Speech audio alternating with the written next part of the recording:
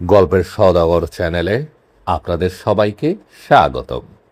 আজকে আমরা শুনব হুমায়ুন আহমেদের লেখা গল্প অচিন বৃক্ষ।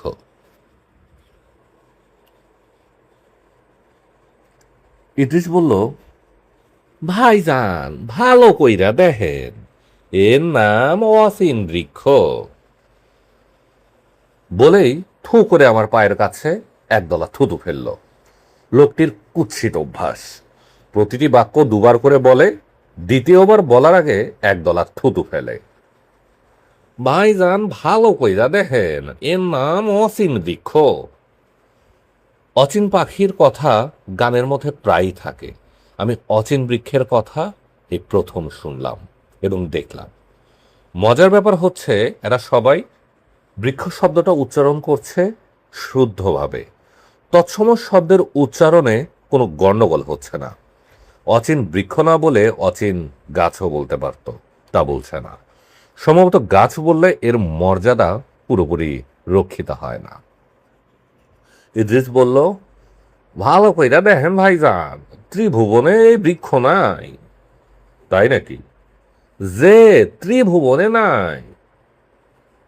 ত্রিভুবনে এই গাছ নাই শুনেও আমি তেমন চমৎকৃত হলাম না। গ্রামের মানুষদের কাছে ত্রিভুবন জায়গাটা খুব বিশাল নয়। এদের ত্রিভুবন হচ্ছে আশেপাশের 8-10টা গ্রাম। হয়তো আশেপাশে এরকম গাছই নেই। কেমন দেখতাছেন ভাইজান? ভালো। এই রকম গাছ আগে কোনোদিন দেখছেন? না। ইদ্রিস বড়ই খুশি হলো। থু করে বড় একদলা থুতু ফেলে খুশির প্রকাশ ঘটালো। বড়ই আসানো, কি বলেন ভাইজান? আচানক তো বটেই। ইদ্রিস এবার হেসে ফেলল। পান খাওয়ার লাল দাঁত প্রায় সবকটা বের হয়ে এলো। আমি মনে মনে বললাম, কি যন্ত্রণা! এই অচিন বৃক্ষ দেখার জন্য আমাকে মাইলের পর মাইল হাঁটতে হয়েছে। বর্ষা কবলিত গ্রামে 2 মাইল হাঁটা যে কি জিনিস, যারা কোনদিন হাঁটেননি তারা বুঝতে পারবেন না। জুতো খুলে খালি পায়ে হাঁটতে হয়েছে। পোকওয়ার্মের জীবাণু যে শরীরে ঢুকে গেছে সে বিষয়ে আমি পুরোপুরি নিশ্চিত। গাছ দেখতাছেন কেমন কম দেহি ভাইজান? আমি দীর্ঘ নিঃশ্বাস ফেললাম। এরা শুধু গাছ দেখিয়ে খুশি নয়, প্রশংসার সূচকও কিছু শুনতে চায়। আমি কোনো বৃক্ষ প্রেমিক নই। সব গাছ আমার কাছে একরকম মনে হয়। আশেপাশের মানুষদেরই আমি চিনি না, গাছ চিনব কি করে? মানুষজন তাও কথা বলে, নিজেদের পরিচিত করার চেষ্টা করে। গাছেরা তেমন কিছু করে না। অচিন বৃক্ষ কেমন দেখলেন ভাইজান? আমি ভালো করে দেখলাম।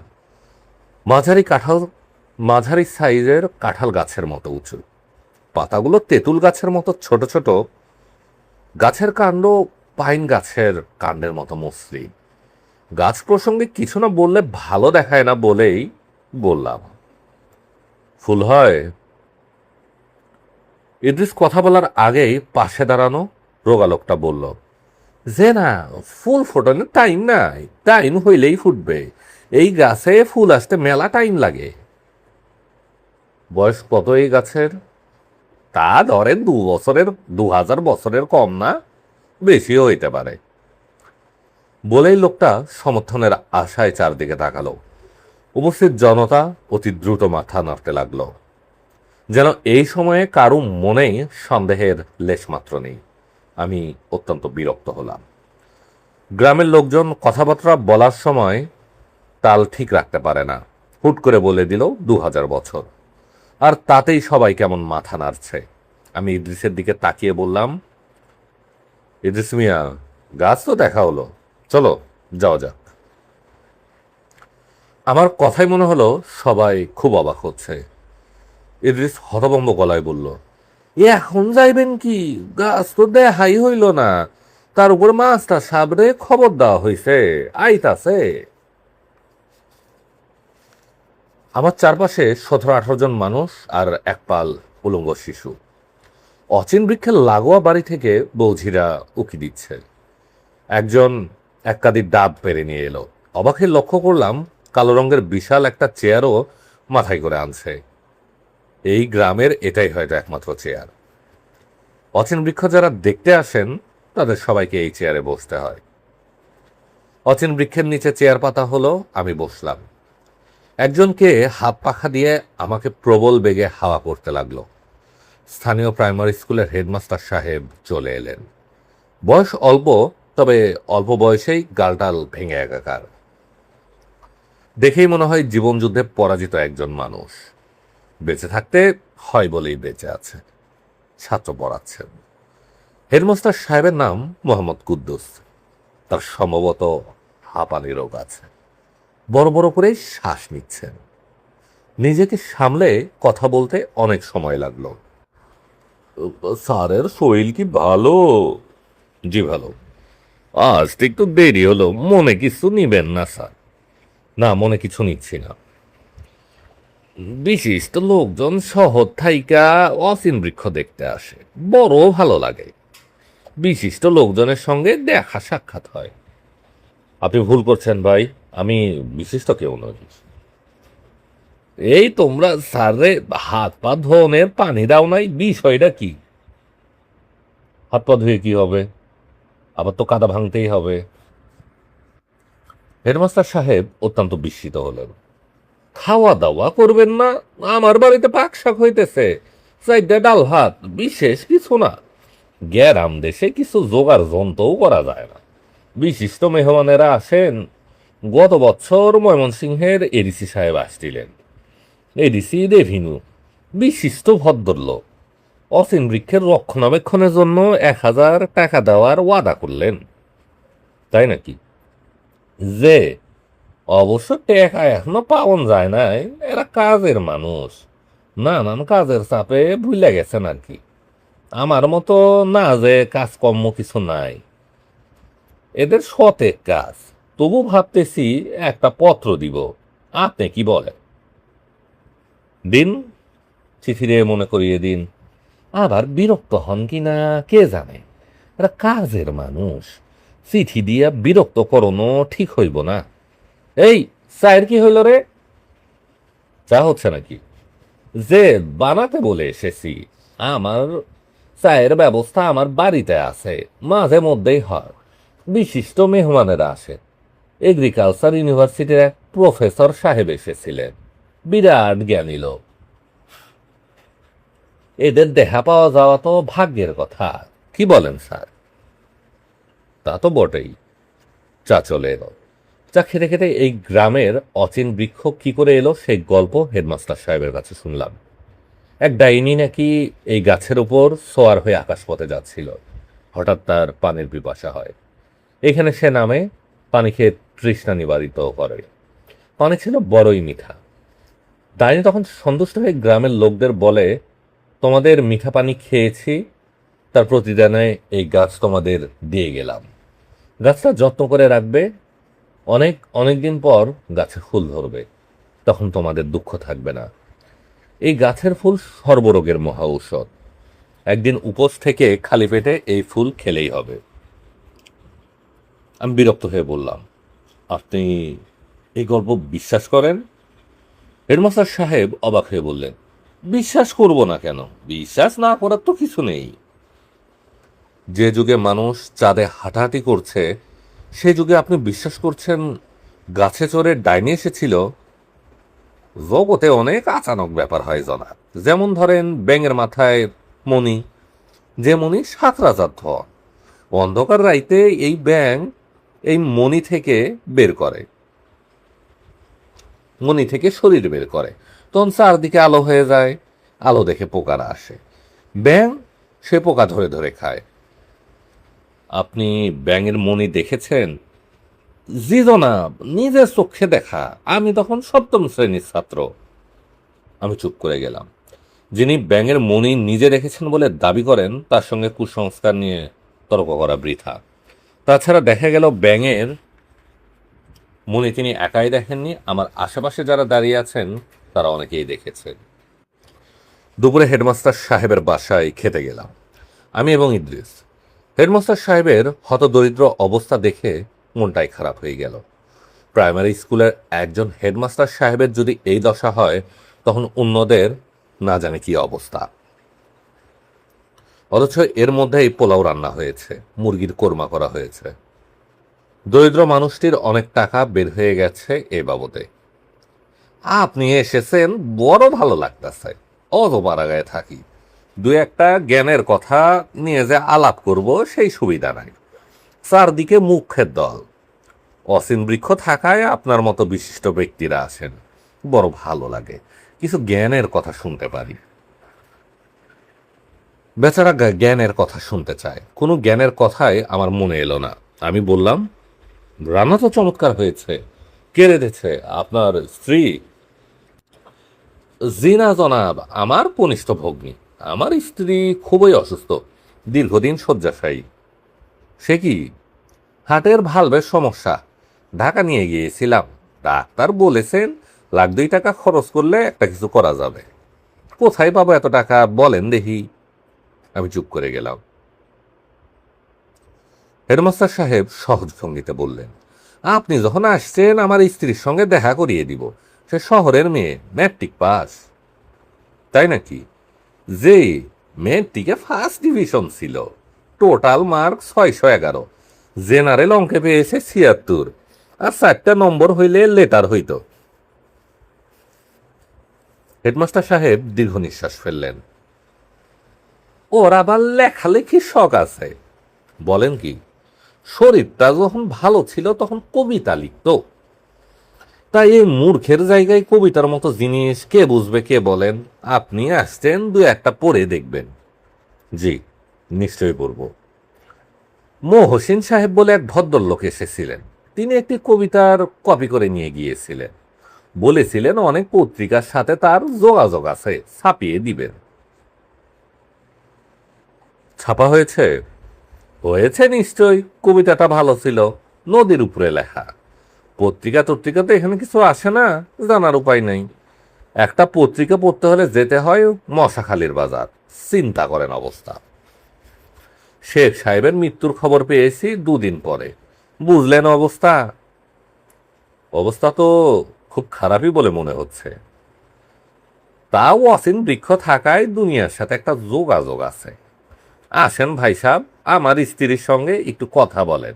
সে শহরের মেয়ে, ময়মনসিংহ শহরে পড়াশোনা করছে। আমি অস্বস্তি বোধ করতে লাগলাম। অপরিচিত অসুস্থ একজন মহিলার সঙ্গে আমি কি কথা বলবো?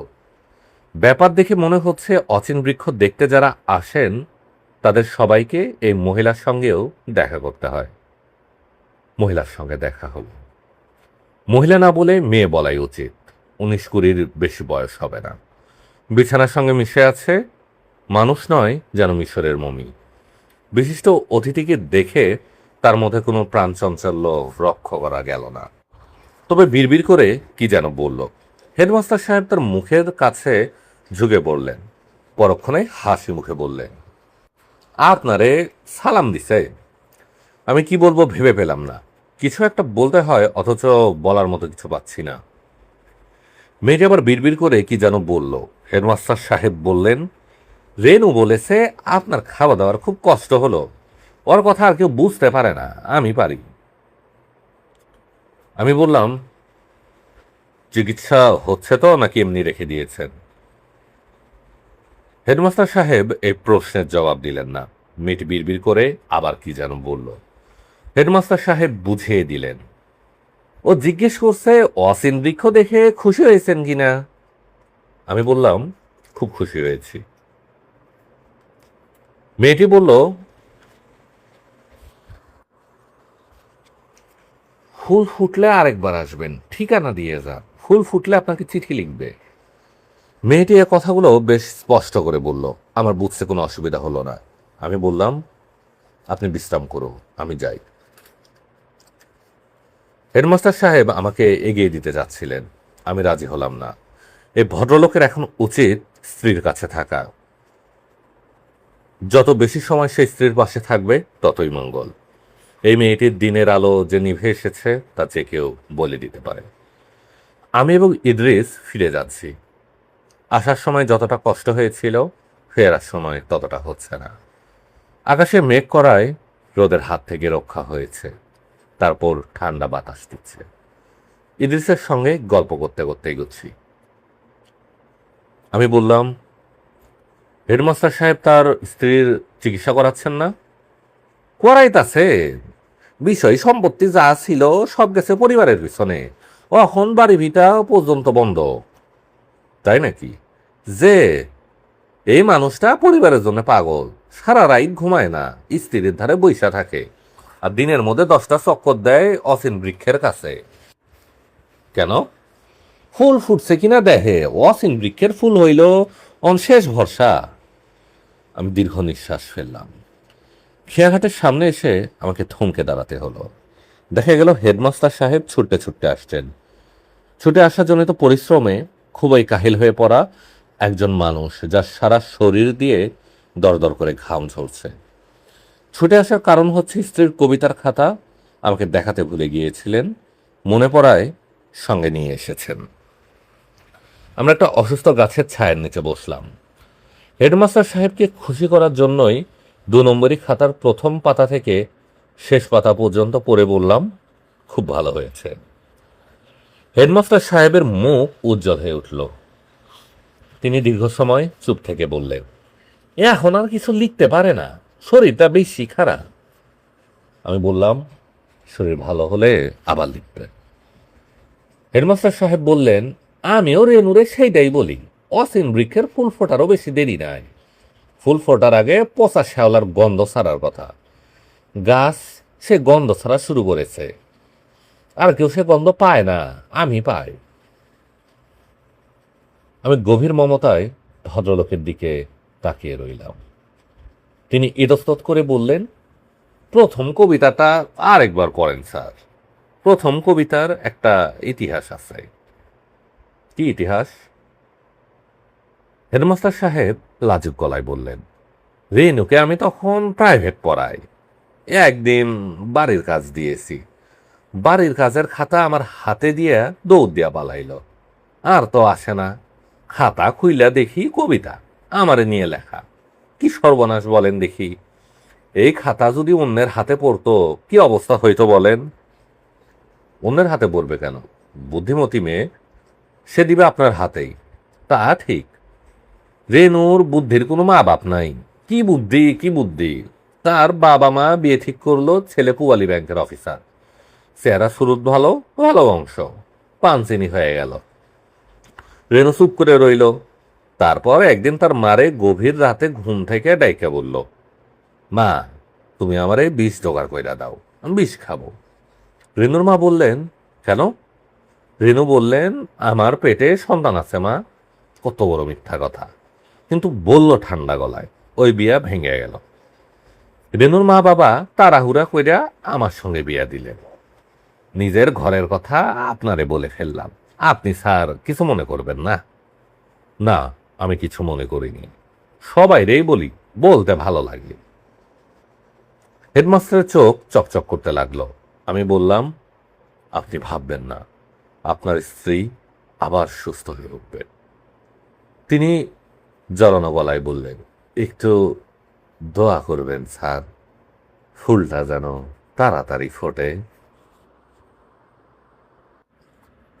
পরন্ত বেলায় খেয়া নৌকায় উঠলাম। হেডমাস্টার সাহেব মূর্তির মতো ওপারে দাঁড়িয়ে রইলেন। তার দাঁড়িয়ে থাকার মধ্যেই এক ধরনের প্রতীক্ষার ভঙ্গি আছে।